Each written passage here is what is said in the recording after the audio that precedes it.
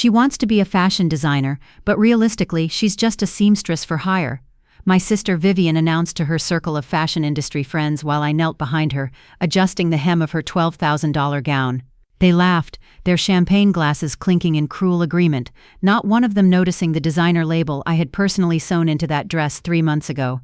But why was Vivian's personal stylist suddenly sprinting across the gala floor with a look of absolute horror on her face? "Miss Morrison, we need to speak privately, right now." Vivian waved her off dismissively. "Candace, whatever it is can wait. I'm entertaining." "No, Miss Morrison, it absolutely cannot." Candace's voice was shaking. She held up her phone, showing something on the screen. "That dress you're wearing tonight, the one from the Aria Luxe Spring Collection, the one you told Vogue was overpriced garbage but necessary for appearances. I just received confirmation from the brand's PR team." She swallowed hard. "Your sister is Aria Luxe. She founded it. She owns it. The brand generated $580 million in revenue last year. You've been wearing her designs exclusively for the past 3 years." The gala went silent. Every eye in the room turned toward me, still kneeling on the floor with a needle and thread in my hand, looking exactly like the seamstress my sister had always accused me of being. I stood up slowly, brushed off my simple black dress, and smiled. "The hem is fixed, Vivian. You're welcome. I've been sewing since I was 7 years old. Our grandmother taught me, sitting in her tiny apartment in Queens, guiding my small hands through fabric scraps she'd collected from the garment district where she'd worked for 40 years. She'd immigrated from the Philippines with nothing but her Singer sewing machine and a dream of seeing her grandchildren succeed. Clothes tell stories, Anik, she used to say. Every stitch is a word, every garment is a chapter. You learn to sew, you learn to speak a language most people can never understand." I listened. I learned. By the time I was 12, I was making my own clothes. By 15, I was altering dresses for my mother's friends, earning money they'd slip me secretly because my parents didn't approve of their daughter working like hired help. Vivian never understood. She was 3 years older, already obsessed with fashion magazines and runway shows, but she saw clothes as things to buy, not things to create. She'd flip through Vogue while I sat at my sewing machine, occasionally tossing comments over her shoulder. "That's not how Carolina Herrera would do it. Those seams look homemade. You know real designers don't actually sew, right? They have people for that. People like me," she meant. People beneath her. Our parents encouraged the divide. My father was a successful investment banker who believed in proper careers. My mother was a former pageant queen who measured worth in appearances. Vivian, with her business degree from NYU and her job at a luxury fashion conglomerate, was everything they wanted. I was the embarrassment. The daughter who'd dropped out of Parsons to take care of our dying grandmother, the one who'd chosen a sewing machine over a stock portfolio, the one who'd disappeared into a tiny studio in Brooklyn while her sister climbed the corporate ladder. They didn't know I'd spent those years building an empire. Aria Luxe was born in that Brooklyn studio. After Grandma passed, she left me her sewing machine and $30,000 from a life insurance policy no one knew she had. My parents expected me to use it for something practical, like going back to school or putting a down payment on an apartment. Instead, I rented a workspace in Bushwick, bought industrial equipment, and started making clothes. Not just any clothes. I made pieces that told stories. Gowns inspired by my grandmother's homeland, incorporating traditional Filipino weaving techniques with contemporary silhouettes. Structured blazers with hidden internal pockets, because I knew professional women needed functionality as much as beauty. Dresses with adjustable waistlines, because women's bodies change and fashion should accommodate that. I sold my first collection through Instagram, modeling the pieces myself, pretending to be just another indie designer hustling for recognition. Orders trickled in, then flowed, then flooded. Within 2 years, I couldn't keep up with demand. I hired seamstresses, trained them in my grandmother's techniques, and moved to a larger space. I named the brand Aria Luxe. Aria because my grandmother used to sing while she sewed. Luxe because I wanted to prove that craftsmanship wasn't cheap and shouldn't be treated as such. The fashion press discovered me through a celebrity stylist who'd found one of my pieces at a vintage market. I'd donated overstock to various shops around the city and put it on an actress for a film premiere. The next morning, "Who designed that dress?" was trending on Twitter. I could have revealed myself then. I could have stepped into the spotlight, claimed my success, rubbed it in my family's faces. But I'd learned something important from years of being dismissed. Visibility is a tool. and anonymity is a weapon. I incorporated Aria Lux under a holding company. I hired a CEO to be the public face, a former Chanel executive named Monique Dubois, who shared my vision and understood my desire for privacy. Officially, Aria Lux's founder was a reclusive creative director who preferred to let the clothes speak for themselves. The mystery drove people crazy. Fashion journalists wrote endless speculation pieces. Conspiracy theories flourished. Some people thought Aria Lux was a collective. Others suspected it was a celebrity working incognito. No one suspected the seamstress from Queens. Vivian started wearing Aria Lux 3 years ago.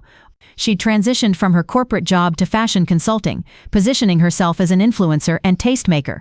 Her Instagram was filled with outfit posts and designer name drops, each caption crafted to emphasize her industry expertise and impeccable taste. When she first posted a photo wearing one of my designs, I nearly fell off my chair. Obsessed with this new brand everyone's talking about, she'd written. Taste Aria Lux, understands what modern women want, sophistication without stuffiness, finally someone who gets it. The irony was almost too much to bear.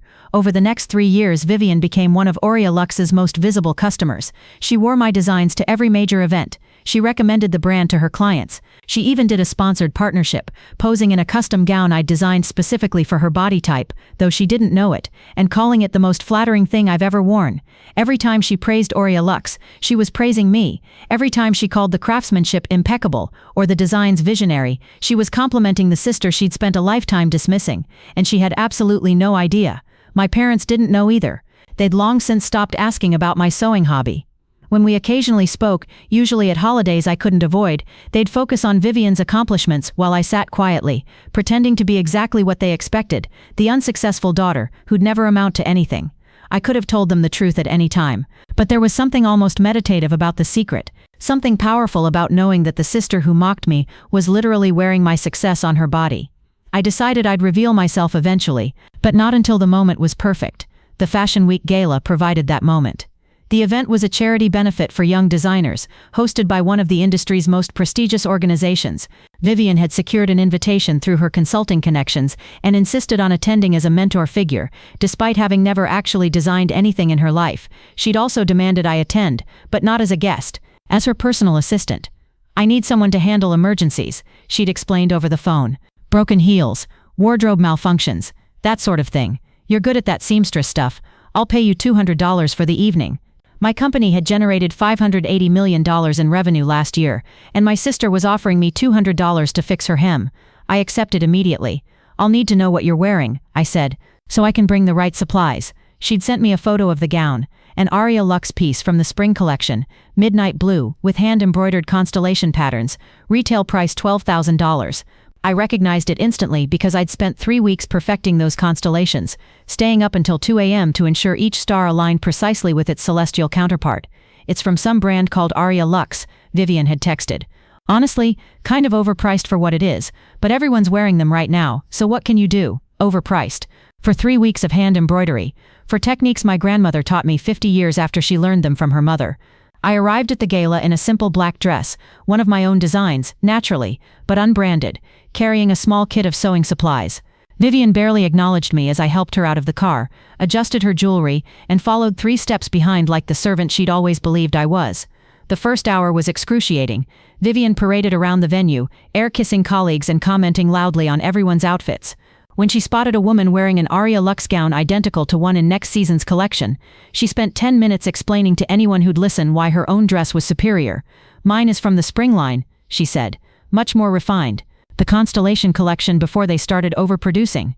Her friends nodded along, sheep validating a shepherd who'd never herded anything in her life. Then her hem came loose. "Natalie," she snapped her fingers at me. She'd been calling me Natalie all evening, apparently forgetting my actual name. "My dress. Fix it, now." I knelt on the marble floor, surrounded by fashion's elite, and began to sew. Vivian didn't pause her conversation. That's when she made the comment. "She wants to be a fashion designer," Vivian told her friends, gesturing vaguely in my direction. "Can you imagine? She dropped out of design school to take care of our grandmother, and now she thinks sewing hems at events makes her an artist. Realistically, she's just a seamstress for hire, always has been, always will be." They laughed, all of them, a chorus of privileged amusement at my expense. I kept sewing. 3 more stitches. 2. 1. That's when Candace arrived. The aftermath of the revelation was magnificent in its chaos. Vivian's face cycled through confusion, denial, horror, and finally a desperate attempt at damage control. "Candace, you're mistaken. There's no way my sister could possibly." "I called Monique Dubois personally," Candace interrupted. "She confirmed everything. Your sister is the founder, sole owner, and creative director of Aria Luxe. She's been featured in Business Insider's 30 Under 30. Forbes valued her company at $2.1 billion last year. She's scheduled to receive the CFDA Lifetime Achievement Award next month." The silence in the room was absolute. I tucked my needle and thread back into my kit and stood up. Every eye was on me now, but they weren't seeing a seamstress anymore. They were seeing me for the first time. "The hem is fixed, Vivian. You're welcome." My sister stood frozen, her mouth opening and closing like a fish suddenly removed from water. This can't. You were supposed to be, what? A failure? A disappointment? Someone you could feel superior to for the rest of your life? You never said anything. All these years, you never asked. I picked up my bag. You never once asked about my work, my life, or what I'd been doing since Grandma died. You just assumed you already knew. One of Vivian's friends stepped forward, her expression shifting from mockery to calculated friendliness. "I had no idea. If I'd known, I never would've." "Laughed? You absolutely would've. You just wouldn't have let me hear it." I turned to address the room, because I knew this moment would be reported, dissected, and shared across every fashion media outlet by morning. My grandmother taught me that clothes tell stories. Every stitch is a word. Every garment is a chapter. She worked in the garment district for 40 years, sewing pieces that bore other people's names, and she did it with pride because she knew the truth. The hands that create are more important than the names that claim. I looked directly at Vivian. "You've been wearing my stories for 3 years. Stories of resilience, stories of heritage, stories of a grandmother who believed her granddaughter could change the world, one stitch at a time. And every time you called my work overpriced or dismissed me as just a seamstress, you were proving that you never understood fashion at all." I walked toward the exit, pausing at the door. "By the way, Vivian, that dress you're wearing tonight was from the collection I dedicated to Grandma. It's called Ang Aking Lola, my grandmother in Tagalog. There's a message sewn into the label in her handwriting." I smiled. "Check it sometime. It says, 'For those who were never believed in, keep stitching.'" I left the gala to the sound of camera phones clicking and whispers erupting. The story went viral overnight. Fashion Twitter erupted. News outlets ran headlines about the secret seamstress billionaire who'd been hiding in plain sight. Interview requests flooded my inbox. Vogue, Elle, The New York Times, Good Morning America. Everyone wanted to know how I'd built Aria Luxe, why I'd stayed anonymous, and what it felt like to expose my sister so publicly. I declined most of them. The reveal had never been about fame. It had been about freedom. Vivian tried to call me 17 times in the following week. I didn't answer. She sent texts ranging from apologetic to accusatory, convinced I'd orchestrated the whole thing to humiliate her. My parents called too, suddenly interested in reconnecting with their successful daughter. I let those go to voicemail as well. 3 weeks later, I agreed to one interview. The journalist asked me what I wanted people to take from my story. "Don't wait for the people who dismiss you to change their minds," I said. "Build something so undeniable that they have to see it. And when they finally do, remember that their recognition was never the point. The point was the work, the craft, the stitches that nobody notices but that hold everything together." Grandma's sewing machine still sits in my design studio, the same one she brought from the Philippines 60 years ago. I use modern equipment now, but I keep hers there as a reminder. Every empire starts with a single stitch. Every underestimated woman has a story waiting to be revealed. And some labels are worth more than the clothes they're sewn into. They called me a seamstress like it was an insult, not understanding that every thread I pulled was weaving their ignorance into something beautiful. My grandmother always said that the best revenge isn't success. It's outlasting the people who doubted you long enough that they have to wear your name on their backs. She was right. She usually was.